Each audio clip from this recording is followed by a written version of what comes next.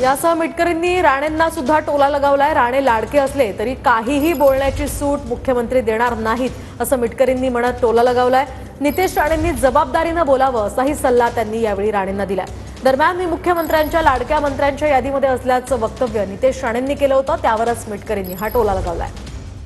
लाडक्या याद्यामधलं एक आहे, मुख्यमंत्रीची एक लाडकी मंत्र्यांची यादी आहे, त्याच्यामध्ये नितेश राणेचं नाव आहे। त्याची तू चिंता करू नका। माझे मुख्यमंत्री माझ्यावर काय बोलले ती चिंता तुम्ही करू नका। मी लाडक्या याद्यामधलं एक आहे, मुख्यमंत्रीची एक लाडकी मंत्र्यांची यादी आहे, त्याच्यामध्ये नितेश राणेचं नाव आहे। त्याची तू चिंता करू नका। माझे मुख्यमंत्री माझ्यावर काय बोलले ती चिंता तुम्ही करू नका।